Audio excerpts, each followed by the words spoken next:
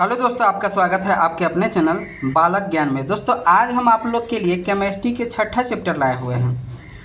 ये वीडियो दोस्तों अंत तक देखिएगा, क्योंकि ये वीडियो देखने के बाद इस चैप्टर से आपका एक भी क्वेश्चन एग्जाम में नहीं छूटेगा। ये मेरा गारंटी है आपसे, ठीक है। तो चलिए शुरू करते हैं। देखिए यहाँ पर जो है पहला क्वेश्चन, खनिज क्या होता है। तो देखिए खनिज जो होता है पृथ्वी के अंदर पाए जाने वाले प्राकृतिक पदार्थ होता है। पदार्थ इसको हम तत्व भी कह सकते हैं, ठीक है ना। प्राकृतिक पदार्थ या तत्व होता है जिनमें जो है धातु यौगिक पाए जाते हैं। कहने का मतलब इसमें हो सकता है धातु वाला यौगिक पाए जाते हैं, ठीक है।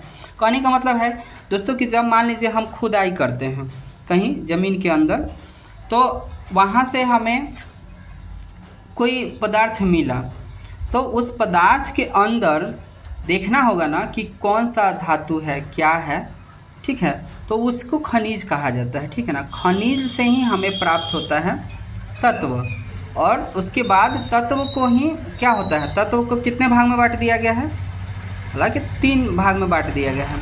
धातु बोला जाता है, और अधातु बोला जाता है, और उपधातु बोला जाता है, ठीक है ना। अधातु और उपधातु, समझ में आया। तत्व को ही धातु, अधातु और उपधातु में बांटा जाता है, ठीक है। अब दोस्तों देखिए यहाँ पर जो क्वेश्चन आया 2 नंबर, अयस्क क्या होता है वो समझिए। अयस्क जो है वह खनिज होता है। कहने का मतलब खनिज के बाद अयस्क मिलेगा जिनमें धातुओं का निष्कर्षण लाभप्रद हो और जिनमें धातु की मात्रा अधिक हो। कहने का मतलब अयस्क उसको कहा जाता है जब खनिज को हम देखें तो उसके अंदर जो है हमें क्या धातु अधिक मात्रा में मिलने वाला जो पदार्थ है उसको अयस्क बोला गया है, ठीक है। अयस्क से ही कोई जाके आगे धातु प्राप्त होंगे, ठीक है ना। अयस्क को अगर शुद्ध करा जाएगा, कोई भी अयस्क हो, किसी तरह का अयस्क हो, अगर उसको शुद्ध करेंगे तो हमको जो है धातु प्राप्त हो जाएगा। जैसे मान लीजिए हमको खनिज मिला, तो उसको उस खनिज में देखें तो अयस्क मिला, और उस अयस्क को हम देखेंगे तो उसके अंदर हमें धातु मिलेगा, ठीक है। यानी खनिज, उसके बाद अयस्क, उसके बाद धातु। और धातु तो जानबे करते हैं, लोहा वगैरह ये सब जो भी मिलेगा ये सब धातुएँ हैं। अगला क्वेश्चन जो है दोस्तों, गैंग किसे कहते हैं। तो देखिए पृथ्वी से जो है प्राप्त खनिज चाहे अयस्क पाए जाने वाले, तो अब पृथ्वी से जो हमें मान लीजिए खनिज प्राप्त हुआ, अयस्क प्राप्त हुआ, उसके अंदर जो पाए जाने वाले अशुद्धियाँ हैं उसको गैंग कहा जाता है, ठीक है। अगला जो क्वेश्चन है दोस्तों, धात्विक या धातु क्रम। तो अयस्क से दोस्तों समझिएगा, अयस्क से धातुओं का निष्कर्षण कराने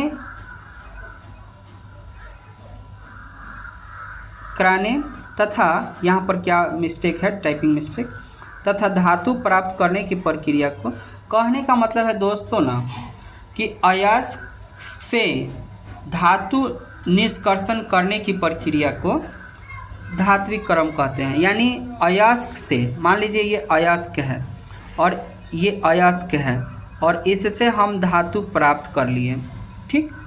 तो इस प्रक्रिया को हम लोग धातु क्रम कहेंगे, चाहे धात्विक कहेंगे, ठीक है। अगला जो है दोस्तों, निस्तापन क्या है।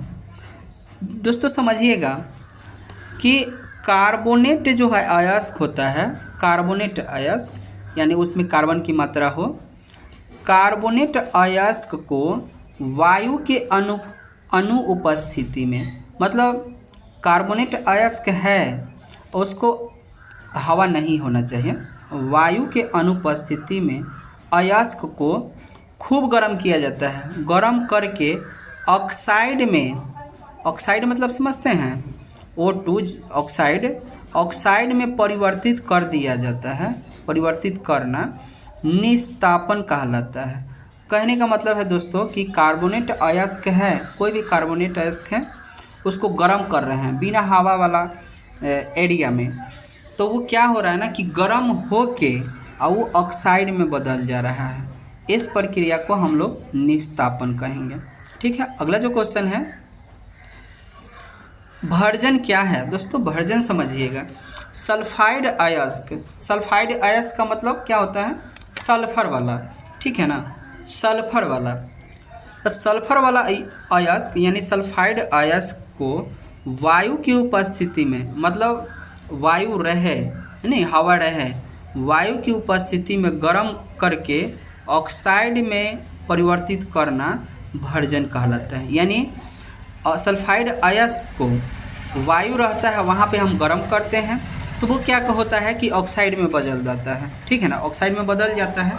इसको ही हम लोग भर्जन कहते हैं। उम्मीद है कि आप लोग को समझ में आ रहा होगा। ठीक है, अगला जो पॉइंट है, अयस्क का समृद्धिकरण क्या होता है? तो देखिए दोस्तों, यहाँ अयस्क में से अवांछनीय अशुद्धि को दूर करने की प्रक्रिया। कहने का मतलब है कि मान लीजिए हमें अयस्क प्राप्त हो गया, खनिज से अयस्क मिला, तो अयस्क को हम देख रहे हैं कि इसमें अवांछनीय मतलब खराब पदार्थ, हानिकारक पदार्थ होते हैं, तो उसी को, उस अशुद्धि को, उसमें हानिकारक पदार्थ है, शुद्ध अशुद्धि पदार्थ है, शुद्धि पदार्थ को दूर करने की प्रक्रिया को क्या है?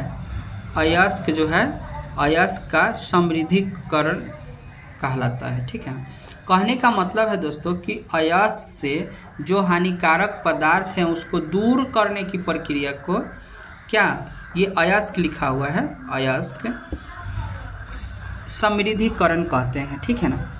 चलिए अगला जो दोस्तों है, ये दोस्तों बहुत इंपॉर्टेंट है क्वेश्चन सब, ये कई बार एग्जाम में पूछ लिया है।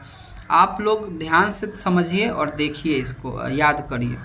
देखिए, फेन उत्प्लावन विधि या इसको झाग विधि भी कहा जाता है। ठीक है ना, ये क्या है समझते हैं।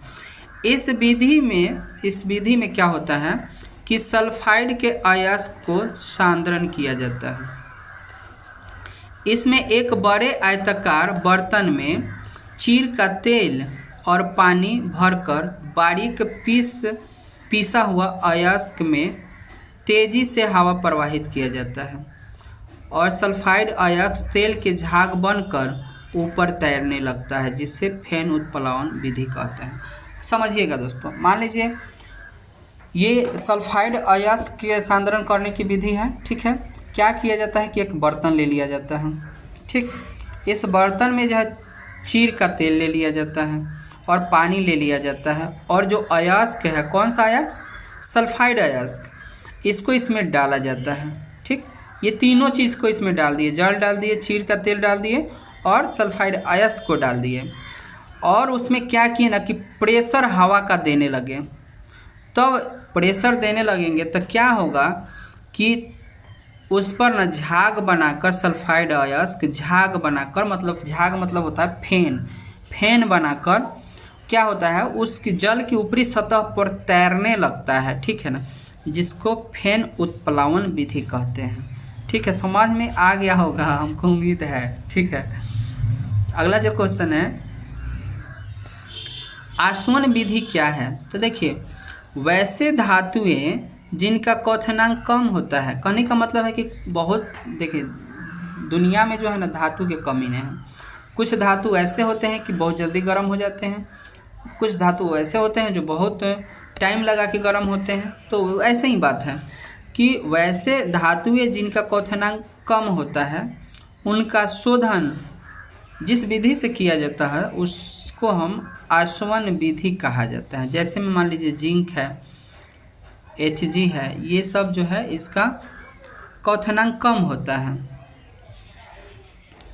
अगला जो पॉइंट है दोस्तों देखिएगा, द्रव गलन परिष्करण विधि क्या होता है? तो देखिए दोस्तों, वे धातुएं जिनका गलनांक कम होता है उनका शोधन इस विधि से किया जाता है। जैसे में मान लीजिए टीन है, अशुद्ध क्या किया जाता है कि अशुद्ध एसन यानी टीन को ढालू तल वाली भट्ठी पर रखकर गर्म करते हैं। समझिएगा, मान लीजिए टीन ले लिए और ढालू तल वाली भट्ठी है उसमें गर्म करते हैं, जिससे क्या होता है ना कि अशुद्ध है, अशुद्ध टीन, तो गर्म करेंगे उसको। मान लीजिए अशुद्ध क्या है, टीन ले लिए और भट्ठी में उसको गर्म कर रहे हैं, जिससे क्या है, शुद्ध जो है टीन पिघल कर पेंदी में जमा हो जाएगा।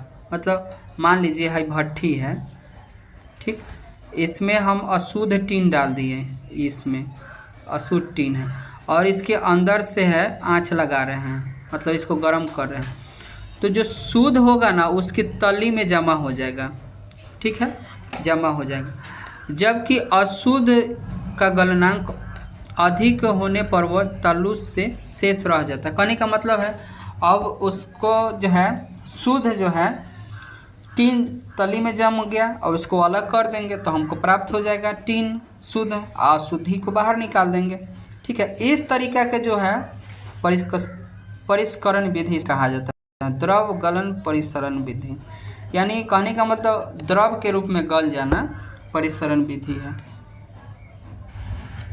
अगला जो क्वेश्चन है दोस्तों, यहाँ हम आप लोग के लिए, जो कि हर साल पूछता ही है, पूछता, ठीक है ना, कुछ अयस्क हैं और कोई तत्व है, धातु हैं, उनके कुछ अयस्क हैं जो कि इस प्रकार हम लोग देख लेंगे।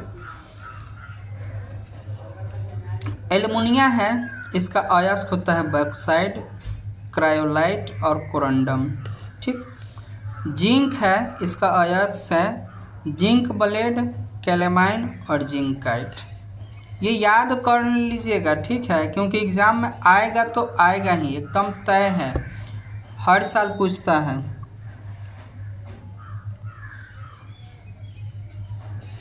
दोस्तों लोहा जो है इसका है हेमाटाइट है, मैग्नेटाइट है और आयरन पाइराइटिस है। और तांबा का जो होता है मैलाकाइट हो गया, कैलोपाइराइट हो गया, जिसको कॉपर पाइराइटिस भी बोला जाता है, और कॉपर ग्लांस भी होता है। अगला जो है सोडियम, खनिज नमक होता है और सोडियम कार्बोनेट होता है इसका। और पोटेशियम का होता है केरनालाइट होता है और साल्टपीटर होता है। अगला जो है लेड होता है, उसका होता है एंगलीसाइट और गैलेना होता है, ठीक है, ये दोनों इसका होता है। टीन का होता है टीन पाइराइटिस होता है और कैसिटेराइट होता है। और चांदी का होता है दोस्तों सिल्वर ग्लांस होता है चांदी का। उम्मीद है कि ये वीडियो आप लोग को समझ में आया होगा। अगर समझ में आया होगा तो एक लाइक ज़रूर कीजिएगा। थैंक्स।